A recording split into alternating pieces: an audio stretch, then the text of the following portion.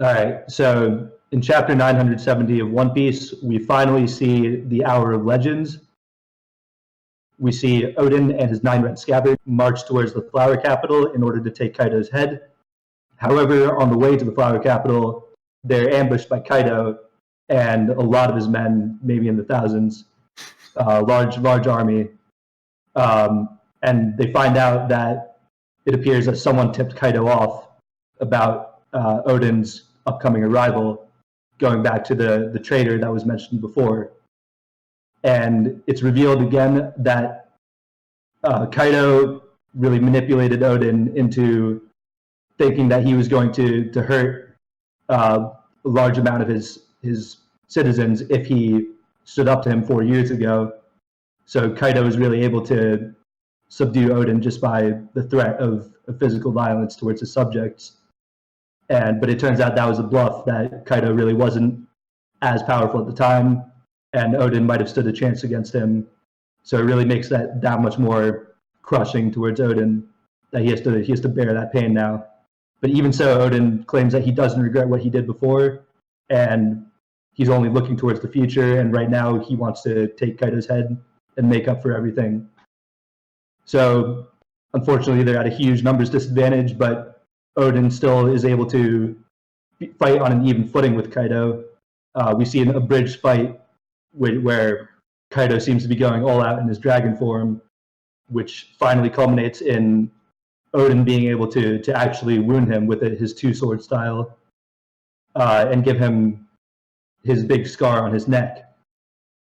Now, unfortunately, after that, the hag Kurozumi, I forget her name, who is the clone fruit, she disguises herself as Momonosuke and catches Odin off guard.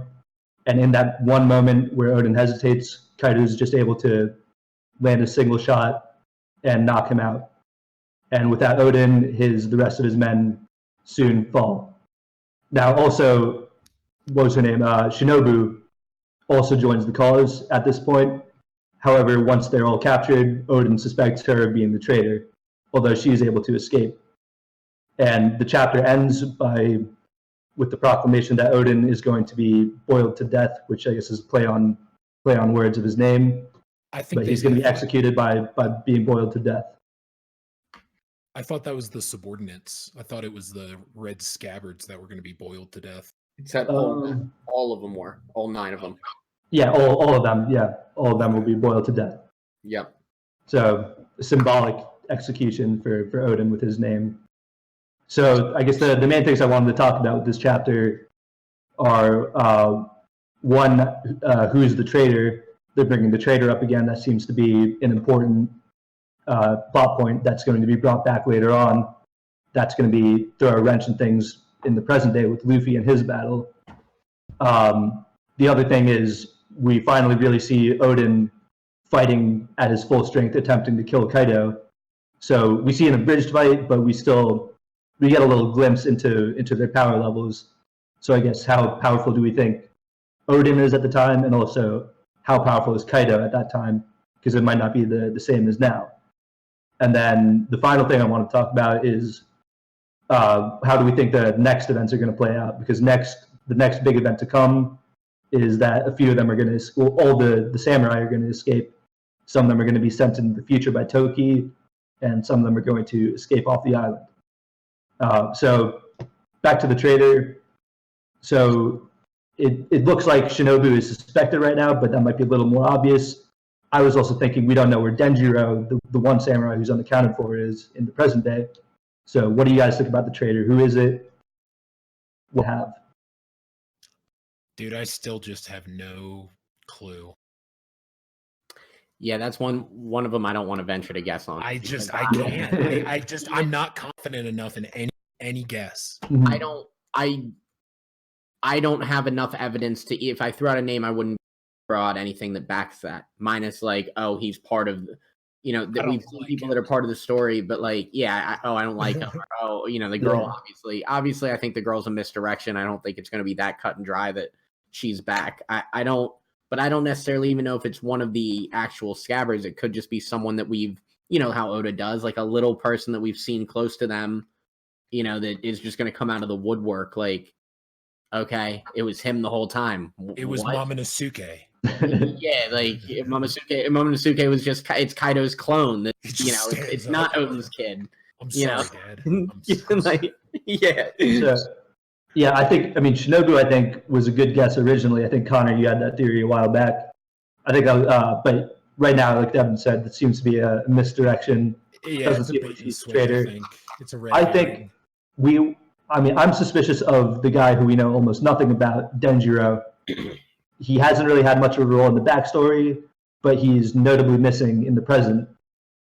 And again, yeah, we literally know nothing about him, which is pretty much my only basis to go off of. He seems like someone who's close to Oden, who they still have a lot of backstory to tell about him. So he's got my suspicions for sure. Well, and I think the lack of information is the evidence. I think you were saying, I don't really have anything to back it up, but the lack of stuff is what makes it more likely. Like, you've got me on that side a lot more now, because like Oda specifically, One Piece specifically, if there's anything he loves to do, it's to flesh out a story and give characters backstory. Yeah. Every island, it's a whole new cast, and it could be like Baby Laboon out of nowhere. Don't say that. Don't say that. If Laboon's a bad guy, then I quit. I quit this whole series. That'd be the most heartbreaking thing, the heartbreaking betrayal that you could ever have. Laboon's such a good guy. He just wanted to find his family. Like, how can you say that, Devin? Laboon just pops in. I will be Pirate King. Also, back to my theory, Laboon is going to learn hockey at some point, and he's just going to absolutely destroy naval battles. Armin hockey, just going through ships, like it's going to be crazy. I'm going to run to the bathroom real fast. We have like 10 minutes left. Okay, so we're back from Connor's bathroom break. Welcome back, everybody, to Off the Stoop. We're in the middle of our One Piece discussion. So the next thing I wanted to talk about is Oden and Kaido's power levels. We talked a little bit about this last week. So how powerful do we think the two of them are? It seems like Kaido, either his crew used to not be as powerful, or maybe even he wasn't quite as powerful. I mean, I think he's still pretty comparable to how he is in the present day. I think this is really hyping up how powerful Oden is. And I mean, I think Oden, it's been shown to be so difficult to wound Kaido from everything we've seen. People have tried to execute him. How many times he hasn't been able to kill himself all the times he's tried. And now we've got someone who is actually able to land a cut on him with his sword. So this must be an incredible swordsman. The one thing I was wondering is, does Oden have Conqueror's Haki? Do we know that? Because I was looking at some of the drawings, and it kind of looks like he might have been using Conqueror's Haki, and maybe that's how he was able to land a scratch on Kaido. Well, he can hear the Sea Kings, so I don't know if that. I can't remember if that is connected to the Conqueror's Haki thing. I think it's different, but it's more likely if you have one, it's probably more likely to have the other. Does Whitebeard? Whitebeard has Conqueror's Haki. Okay, so I would imagine in that when that exchange hit, right, the lightning that came out, that would have been like the Conqueror's Haki clash, right? Because isn't that what happens when two people who are using Conqueror's Haki clash? Yep, like Doflamingo and Luffy. Yep. So that we probably missed that. Like, think about picking up on that. You know, I think it would make sense. It would make him really a good precursor to Zoro, kind of. Like, there's this super powerful swordsman using the two sword style, and he has Conqueror's Haki. He can hear the voice of all things, and he's one of the few people who's actually able to wound Kaido. And in everything that we've seen about Conqueror's Haki, and obviously this is still theories, but it just looks like the mentality of one who has that is like they're not, to put it easily, they're not told no very easily. Right, like they are someone who keeps pushing and keeps doing things because they say like they have a goal in mind and they're going to get there no matter what, right? So they're conquering, in prospectively their world. That seems to be where the Conqueror's Haki comes from. We see it in a Whitebeard, in a Luffy, in people like that. Even in a reverse end, like Doflamingo, he had that mentality about him. We don't see it in Zoro, but if you think back, one of the first times we meet Zoro, he's on the cross, kind of defeated, like he's going to die. So you wonder if you ever have a moment like that, are you unable of getting Conqueror's Haki after that? You're born. I think they say something about like you're born with Conqueror's Haki. I thought it wasn't something you can learn because, like in that sense, in that case, then Kaido would probably be able to learn it. Being as strong as he is. So. Right. Well, I like I said, I don't think we know if he has it or not, but possibly. I don't think he does, but even so, it's not the be all and end all. Like, right. It's a very powerful trait to have, but you don't need it in order to be strong. So, right. But that being said, I mean, back to what I was saying last week, I really do think Odin is at least on the level of a first mate type, first captain of an emperor's crew. I think he's at least a Marco, at least a Katakuri. Honestly, I think he's more, because I don't think any of those people would really be able to land a scratch on Kaido like that. Honestly, I think he's more. I think he's great. I mean, I think I would put him somewhere between Marco, Katakuri, and all them. Somewhere between them and Rayleigh is where I would put him. How would he compare to a Mihawk? What would you say? Compare him to a Mihawk or a Law like that? Mihawk's that stuff. I mean, Mihawk is, I've got to believe that he is the single strongest sword character that we've ever seen, or, well, not will see, because Zoro is going to surpass him. Mm-hmm. But I'm going to put him right about a Mihawk, because I think that's about where that's where I would guess Mihawk would be too. So I'd put him a little under, because I don't think he's the most powerful sword character in the series. I think Mihawk is. So I'm going to put Odin a little bit below Mihawk. Okay. But that's assuming, because we don't know enough about Mihawk really to place him. He can be way more powerful.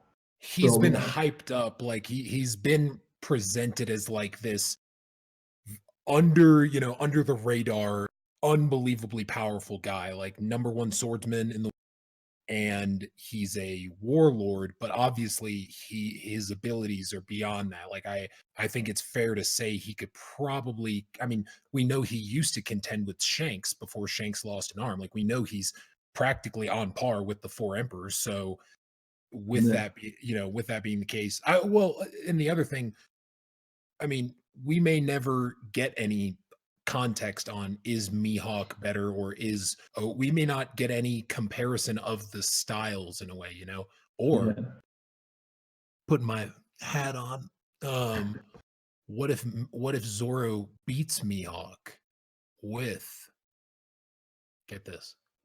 Odin's style, and Mihawk doesn't recognize it, doesn't know what to do?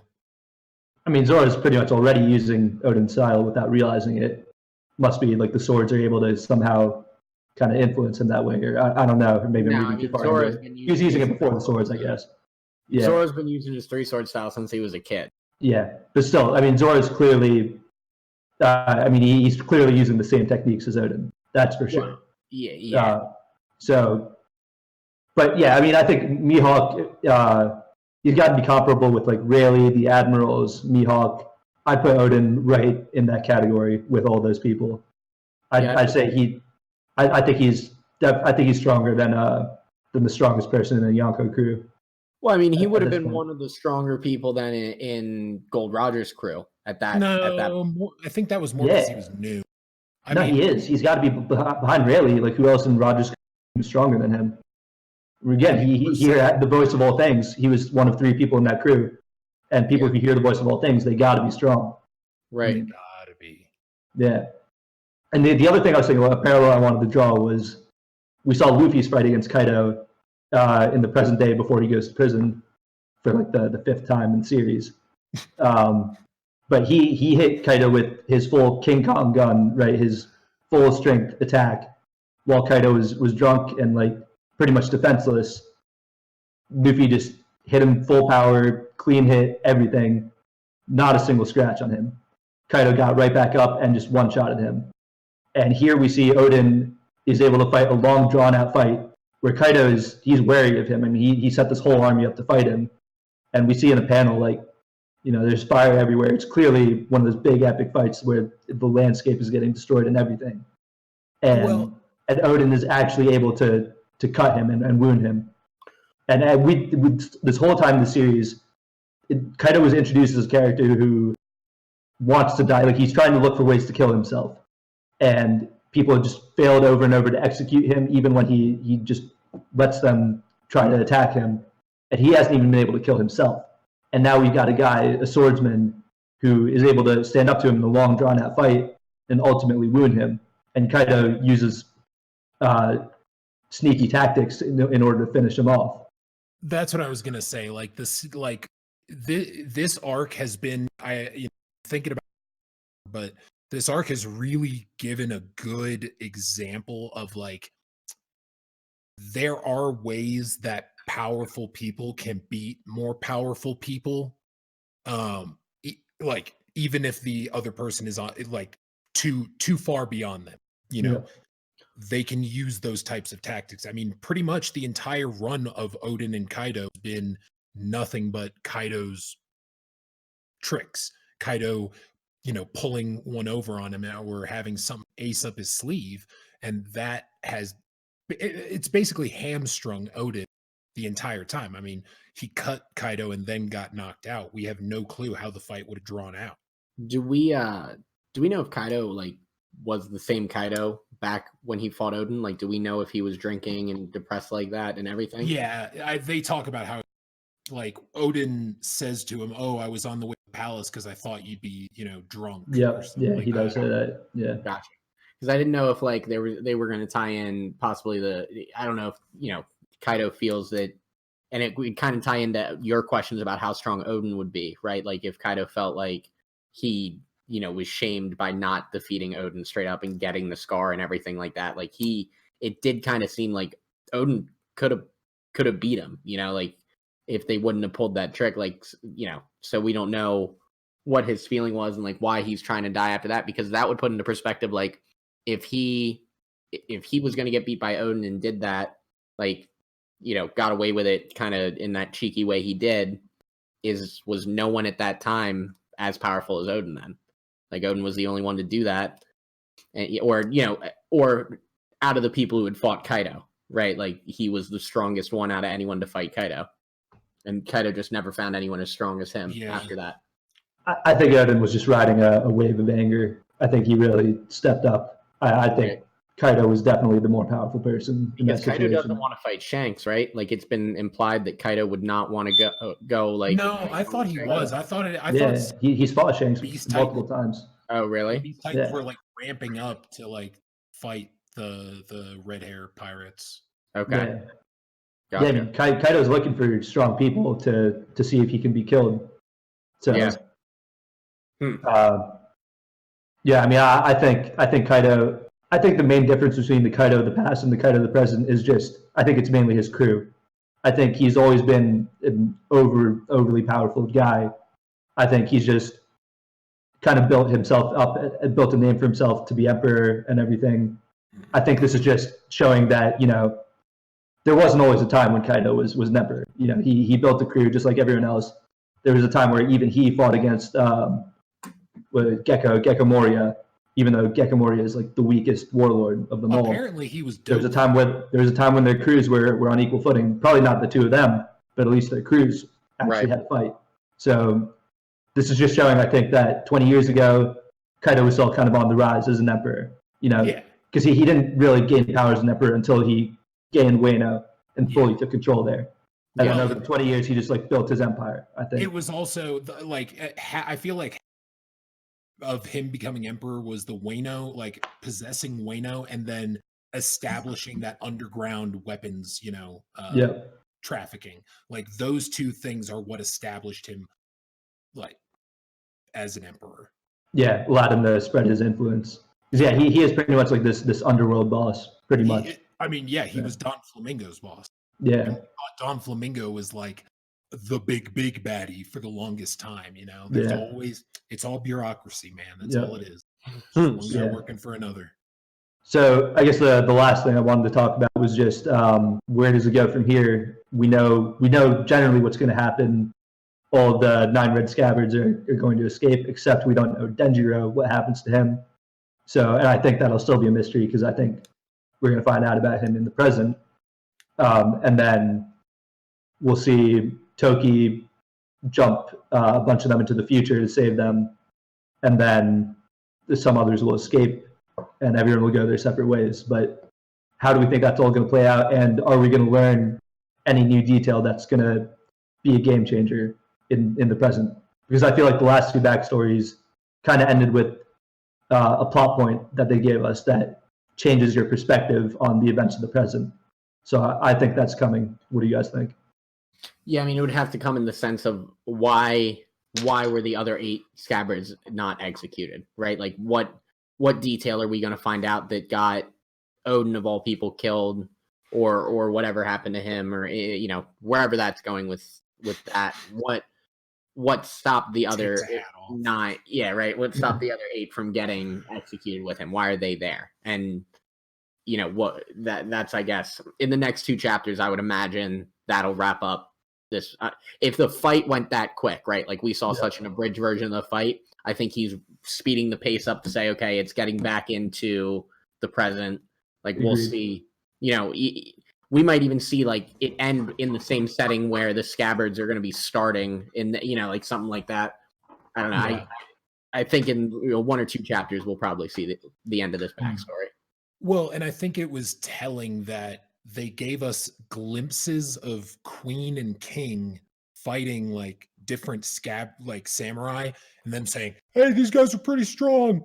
And then the other guy, I think he kept it very short and didn't give us any visuals of their powers, because I think he's wanting to save it for, of course, the reveal.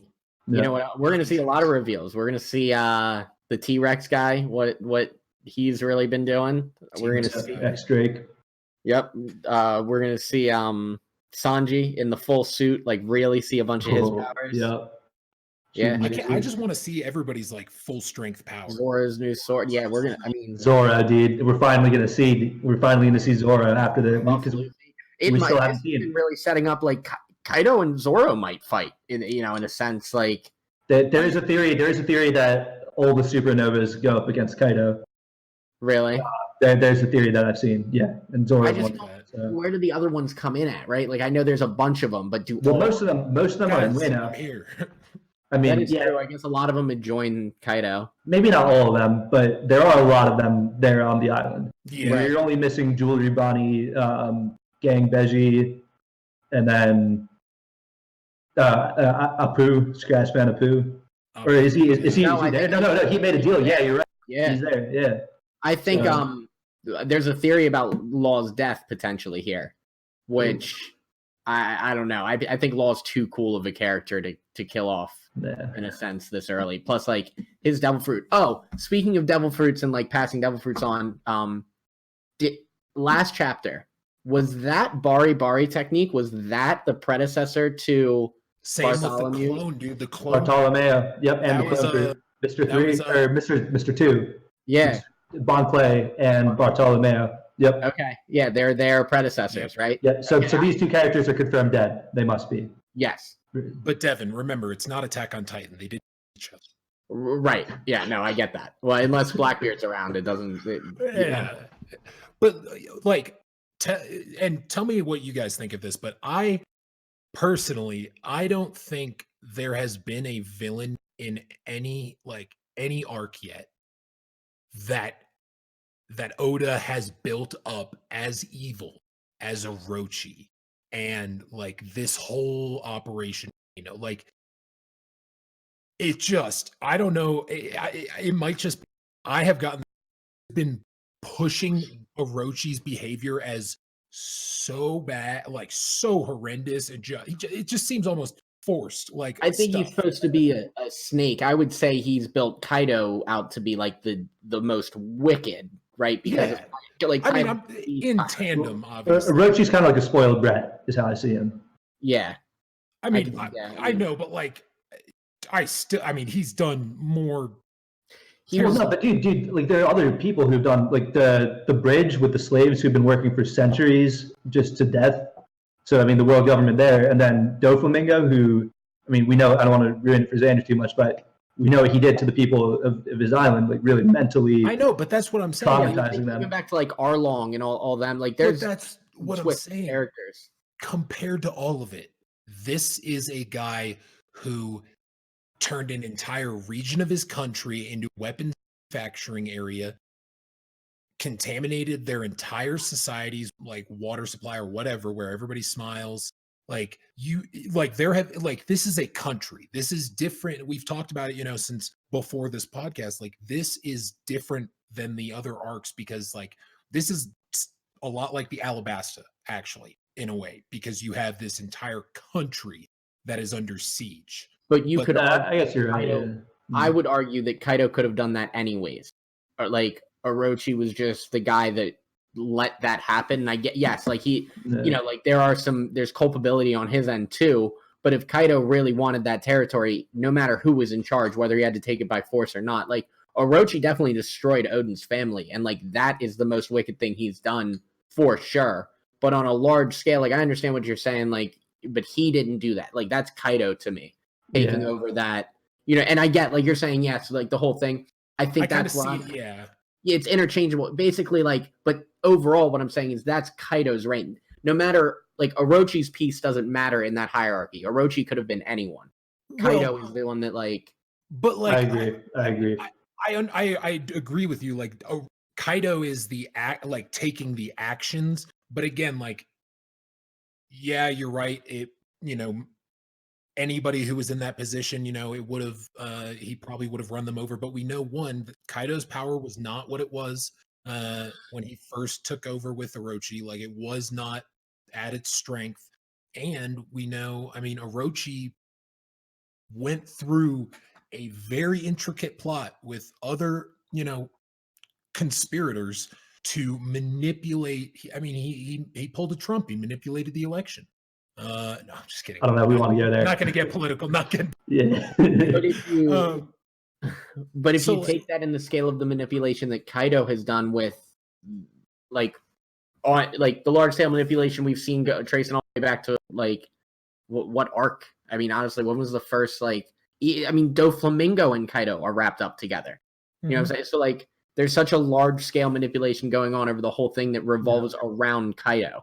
Yeah, right. Agreed. Because really, I totally agree with Devin now. Because I mean, I agree with you, Connor. This is the most evil, depraved thing we've seen so far, or at least tied for that. But it really, Kaido is the author of all of this, and not just for this arc. Ever since Punk Hazard, he's really been responsible for all the carnage and everything, that all the suffering that's happened at every island. Punk Hazard, all the mutated people due to, what was his name, Caesar, and then really allowing Doflamingo to take over that island and do what he did mentally to traumatize his citizens. Like taking enabling all of this. It's the culmination of all the horrific shit that we've seen, basically coming to a head of, this is center of it. This is the center of the spider web. Yep, and the first Yako that we're going to go head to head with. So, well, let us know what you guys think, right? Like and subscribe. Give us some comments down below. Hit us on Instagram and Twitter at Off the Stoop, STOOP. Underscores in between. Yep. Daily content coming out there. Fresh memes. Fire. Only the fire memes. All right, guys. Well, thanks for listening. Thanks for staying with us the whole way. If you did all chapters, and we'll see you next week. Hey guys, thanks for listening to another episode from Off the Stoop. Don't forget to like the video and subscribe to our YouTube channel for more epic content as we dive deeper into these chapters. You can follow us at Off the Stoop on our socials to see funny memes and to also know when our videos go live. Thanks and have a great day.